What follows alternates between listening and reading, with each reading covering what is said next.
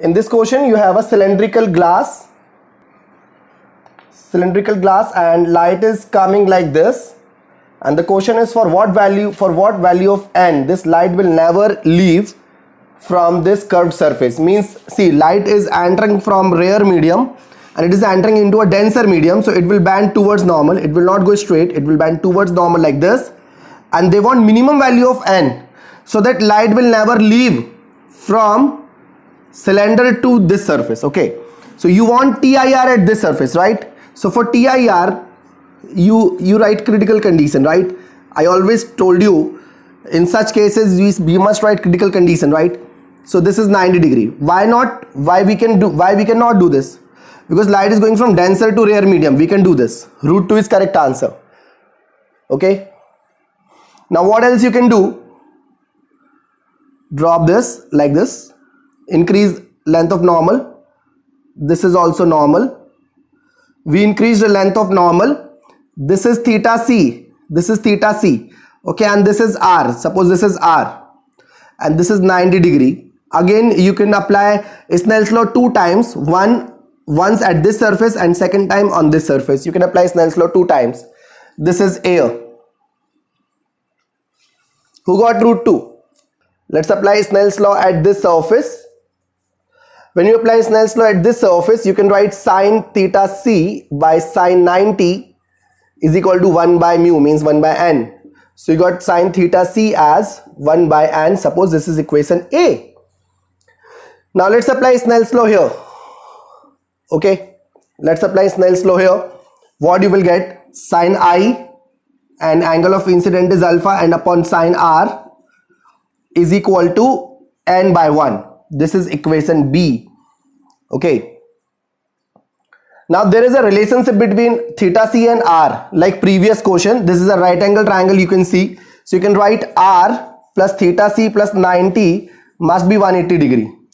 So you can write r is equal to 90 minus theta c. Why we want to write like this? So that we get some connection between equation A and B. Substitute value of r from this. When you substitute value of r from this, you get sine alpha is equal to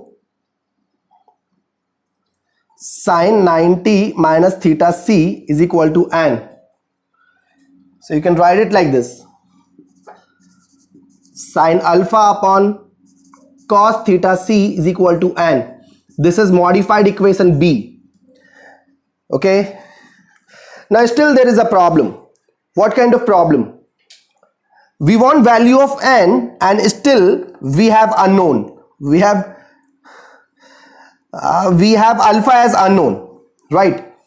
Now what do you think? Which ray is very difficult to accept for this glass rod? Which ray will be very difficult for this glass ray to accept? Imagine. I agree, this is very difficult. See, you need a lot of experience to assume alpha has 90 degree. See, this ray will be very easy. If a ray is coming straight, it will pass straight very easily, right? So which ray is most difficult to accept? This ray. This ray is very impossible, almost impossible to accept this ray and transmit this ray from one end to another end in a fiber optical cable. Agree? So let's make this best fiber optical cable which can accept all the light ray incoming. Okay, so let's take value of alpha 90 degree. Okay, so this will become a fiber optical cable which will accept any type of ray. See, because this is easy, these type of rays are easy to collect. Which ray is difficult to collect? This ray is difficult to collect. So let's put alpha is equal to 90 degree. Okay, in this, if you put alpha is equal to 90 degree, you will get sine 90 divided by cos theta c is equal to n. So you got cos theta c as 1 by n.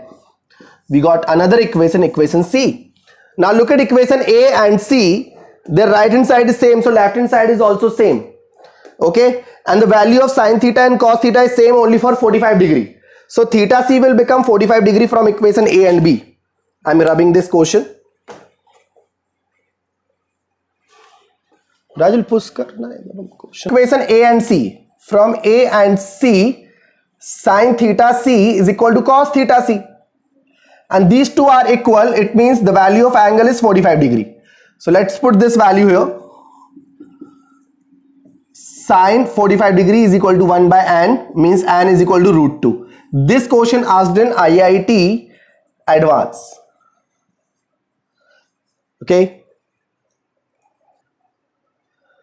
See, it is a point source S of light, and this is a glass slab whose refractive index is n and width is t. Light is falling on this glass slab as shown. Okay, and the angle of divergence is alpha, and the source capped symmetrically so that angle of incident both the side is same. Okay, the question was, when light ray going outside finally, what is the angle of divergence? So angle of divergence will remain same. Why?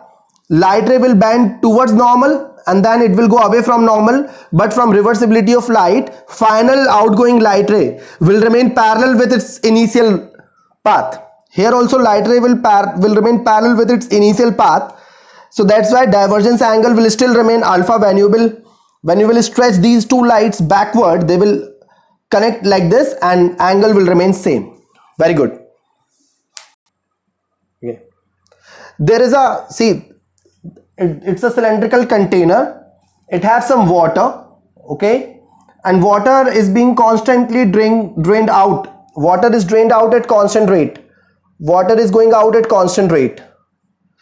Okay, because water is going out, the apparent height of water level is decreasing at the rate of x centimeter per minute. The question is, what is the rate? What is the how much amount of water is drained out in centimeter cube per minute? Okay, this is the question. Suppose this is real height of water. Suppose it is real height. Try to solve. Is equal to real depth by mu. Real depth by mu. So apparent depth is given as x and real depth is h by mu. This is real depth of the water. Okay. So let's differentiate both the side with respect to time. Let's differentiate both the side with respect to time. What you will get? Dx by dt is equal to h by mu. No, d by dt h by mu. Agree? And this, see, what is this? Rate of change of apparent depth.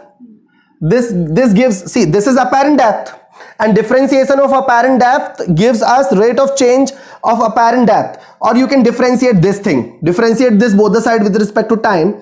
You will get differentiation of apparent depth with respect to time is equal to d by dt, change of real depth with respect to time. Okay, so rate of change of apparent depth with respect to time is given as x. Okay, this is given as x.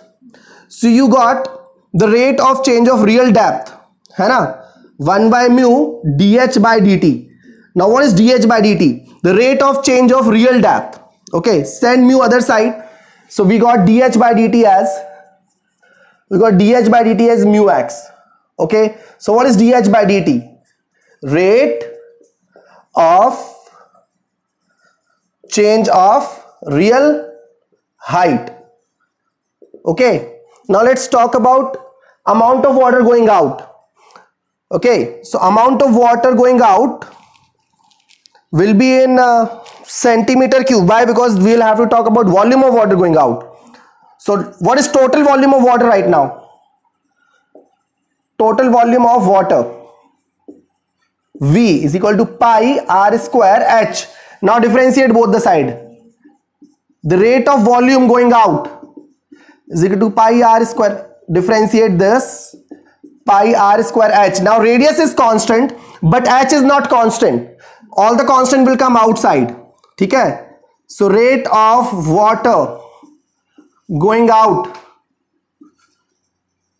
rate of volume of water, rate of volume of water going out, rate of volume of water going out is equal to pi r square dh by dt. And what is dh by dt? What is dh by dt? Mu x. So your answer is pi r square into mu x. This is your answer. Copy.